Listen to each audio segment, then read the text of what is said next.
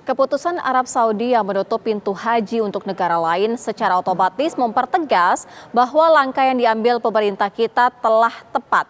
Namun, rupanya pengumuman itu tak langsung meredakan pertanyaan masyarakat soal dana haji. Bagaimana dana haji dikelola dan diparkir di mana sajakah dana yang pada tahun 2021 mencapai hampir 150 triliun rupiah itu? Inilah laporan utama dana haji mengalir kemana?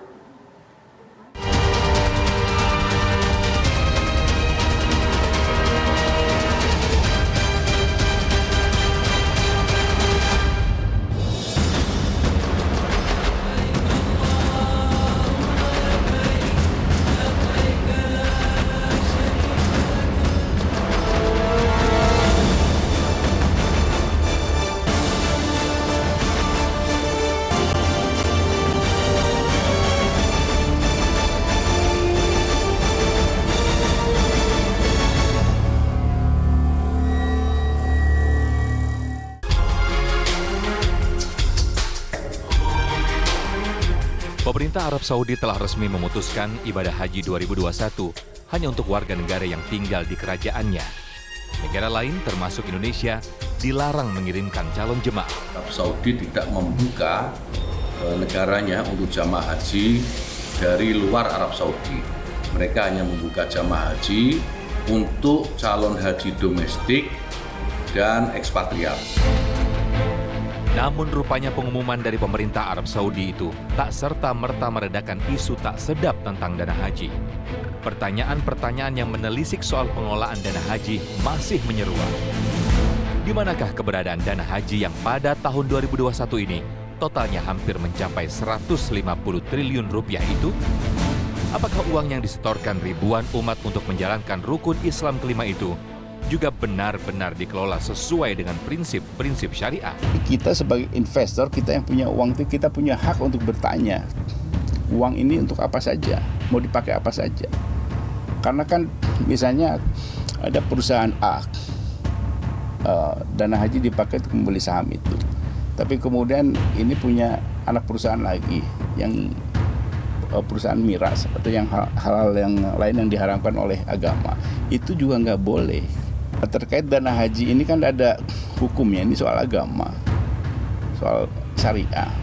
Sesuai nggak dengan amanat agama yang dipercayakan, karena uang haji itu tidak boleh dipakai apa-apa kecuali untuk kepentingan haji. Bagaimana sesungguhnya pengelolaan dana haji yang secara teknis sejak tahun 2018 ada di tangan Badan Pengelola Keuangan Haji atau BPKH?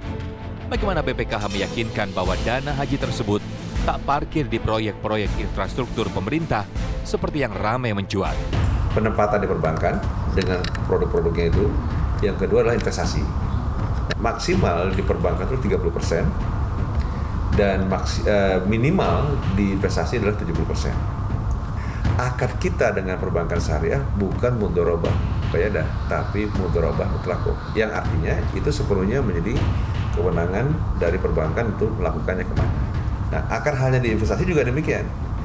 Nah, sukuknya itu bukan yang seperti mudharabah muqayyadah di mana kami bisa nunjuk ke situ gitu, bukan yang itu. Tapi memang sukuk yang kepentingan keuangan itu misalnya sukuk mudharabah juga yang biasa, kemudian sukuk ijaroh seperti itu. Dan kebanyakan memang sukuk ini terkait dengan perhajian, artinya fair dengan kegiatan umat Islam. Sebagai lembaga yang diamanahkan mengelola dana para calon jemaah haji, BPKH nyatanya tak punya wewenang mutlak atas dana yang ditempatkan di lembaga perbankan maupun investasi. Ya, BPKH hanya memastikan bahwa mereka telah memilih investasi yang syariah, di antaranya surat berharga negara, sukuk, reksadana terproteksi, serta pembiayaan yang semuanya syariah. Sementara itu, kicauan-kicauan miring soal pengelolaan dana haji pun masih tetap riuh didengungkan warganet di Jakartmaya. Tagar dengan kalimat audit dana haji sekarang ramai terpampang di media sosial. Di 2018 dan 2019 itu kami mendapat predikat wajar tanpa pengecualian. BPK sendiri tidak hanya memeriksa, BPK juga memberikan masukan dan saran supaya BPK ini tidak melanggar ketentuan. DPR juga punya hak penuh atas kontrol keuangan BPKH ini. Sebenarnya yang justru jauh lebih penting bukannya dalam audit keuangan, tetapi justru audit kinerja BPKH oleh DPR, agar kita bisa mengontrol secara lebih detail, khususnya di berbagai macam dana-dana haji yang diinvestasikan secara langsung maupun tidak langsung. Sehingga ketika terjadi satu pertanyaan dari publik, baik BPKH maupun DPR itu bisa memberikan penjelasan secara detail di mana sebenarnya investasi-investasi BPKH yang dilakukan secara tidak langsung dan di mana sebenarnya yang dilakukan secara langsung. Hasil atas penempatan dana haji di lembaga perbankan dan investasi selama ini memang sudah ada. Dan selama 2 tahun terakhir, yakni 2019 dan 2020, menembus angka 7 triliun rupiah setiap tahun tersebut. Jika hasilnya ada, lalu untuk apakah uang triliunan rupiah itu selama ini? Menengok negara tetangga kita Malaysia, hasil investasi dana haji mereka bisa digunakan membangun hotel untuk kepentingan calon jemaah haji. Lalu bagaimana dengan Indonesia? Dari nilai manfaat yang didapat oleh BPKH itu tentu sebagian besar digunakan untuk memberangkatkan jemaah. Katakanlah subsidi ya. Jadi orang berangkat haji itu kan ada yang namanya BP.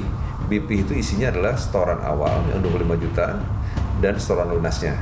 Katakanlah pemerintah dan DPR menetapkan bahwa BPIH pada tahun ini adalah katakanlah misalnya 70 juta untuk ininya, dan untuk BP-nya di dalam BPIH itu terkandung 35 juta tadi.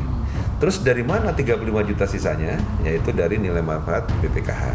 Ini salah satu catatan karena beberapa lembaga seperti tabung haji yang ada di Malaysia itu kan sudah punya bahkan hotel ya, kemudian ketika tidak pada musim haji hotelnya digunakan untuk pelayanan umroh ya. Jadi masih ada profitabilitas dan ternyata langsung berpengaruh terhadap pelayanan umat yang melakukan penyelenggaraan ibadah haji di Malaysia. Jadi ini kita harus banyak belajar dari negara-negara lain, tetap memperhitungkan faktor resiko karena ini adalah dana umat, tapi juga ada segi profesionalitas dalam pengelolaan keuangan haji sehingga lebih dipercaya oleh masyarakat.